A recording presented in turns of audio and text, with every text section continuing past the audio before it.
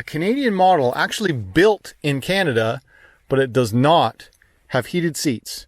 All right, I'm in the Honda Pilot, and one of the nice things is that now I can just go on dirt roads without much care. I can fly down this dirt road. There are big potholes here. Doesn't matter. There's another. Yeah.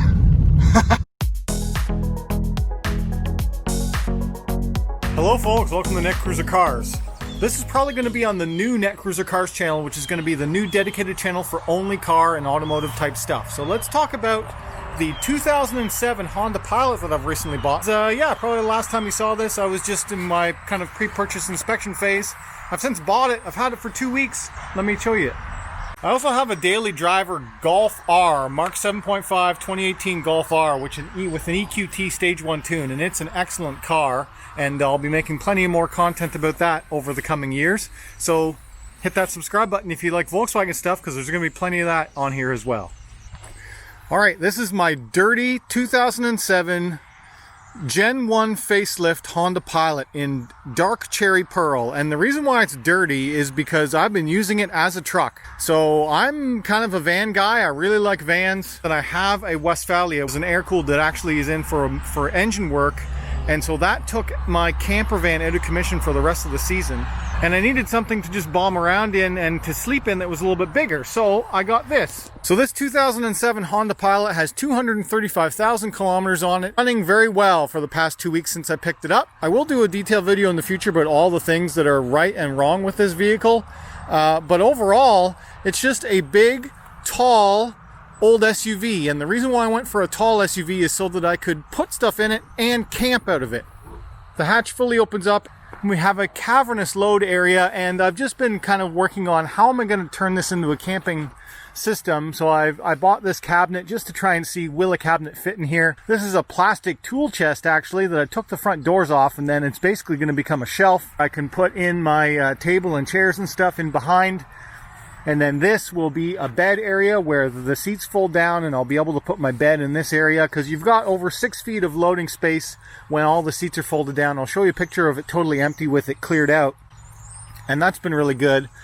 Also, when I got the vehicle, it did not have these rubber mats. It was all just the carpeting, and the carpeting is in pretty good shape. But I looked online, and there was someone selling a Gen 1 Pilot set with the cargo mat and all the mats. It had all of them. One of the interesting things about the Pilot is that you do have some pretty good storage underneath here in this little hidden compartment. So you push down, and then this is a deep little bin full of stuff. It goes down. I've got a toolbox in here. Got all kinds of stuff in here. There's quite a lot of storage space in the Pilot.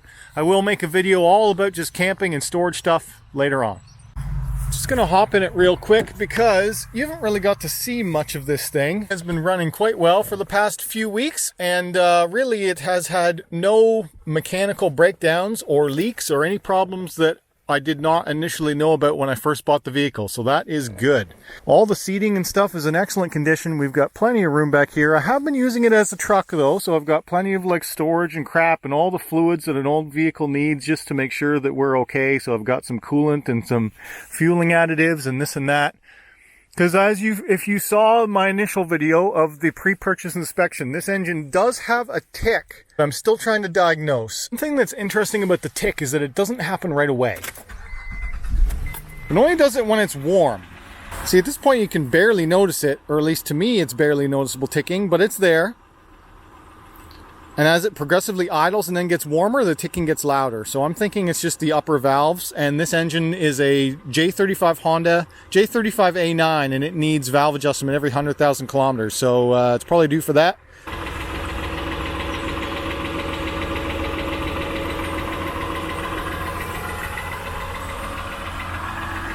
I'm actually pretty impressed with the power. It's got almost 250 horsepower, 244 horse and like 260 pound-feet of torque or something. It gets up and goes pretty good. It's got a 5-speed transmission, and gear 1 is really low, so it gets off the line pretty darn well. I'm happy with how it drives. So this is the 2007 EX model. It has a 6-disc compact changer, the automatic climate control, AC power. This big bin here is actually pretty good for putting your wallet in. An interesting quirk about this car is that it is a Canadian model, actually built in Canada, but it does not have heated seats. And when you get heated seats, it takes away most of this cubby space, and you have heated seat buttons on the side. So I like that I don't have heated seats for having this space available, but it would be nice to have heated seats because I do plan on using this in the winter. I also did get this vehicle just for the added ground clearance and because it has four-wheel drive with the VTM4 lock, which will allow me to do some kind of mild off-roading and soft-roading. And I have been enjoying that part of the vehicle of just bombing it down dirt roads, you know, just ripping through, hitting puddles, just spraying up mud and stuff, just, you know, running it as a truck, which is something that I didn't really ever do to my cars or a lot of my other vehicles because I was always trying to keep them clean and nice. I will say this thing is running excellent. So let me show you the startup sequence.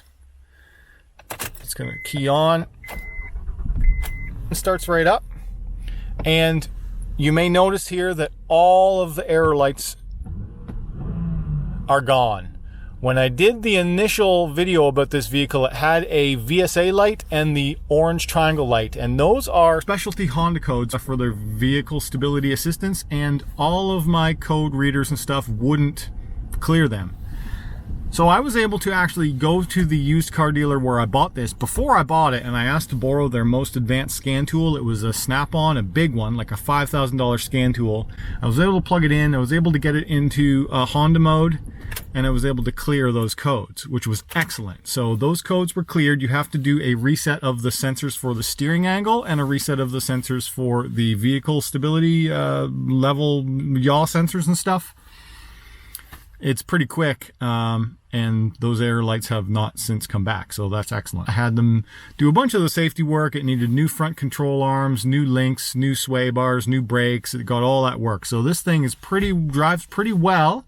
I mean, it's still an old 13-year-old car. It's got squeaks and rattles and some problems, but they're all pretty minor so far, and I will make a video in the future about all of the things that I know that are wrong with it and what I plan to do to fix them. Overall, everything that I've needed this thing to do, it's been doing so far very well. So this is the, when you do want to go off-roading with it, to get wheel spin, you just hit this VSA off button, and that allows you to get your traction control off. This is was built before they came out with that standardized symbol. And then when you want to go in the four-wheel drive lock mode, you have to be in reverse, first or second gear, and you hit that, and it'll lock your rear axle. Actually, I think it's a center diff lock. It ends up giving you about three-wheel drive. Anyway, it'll allow you to get it to most things.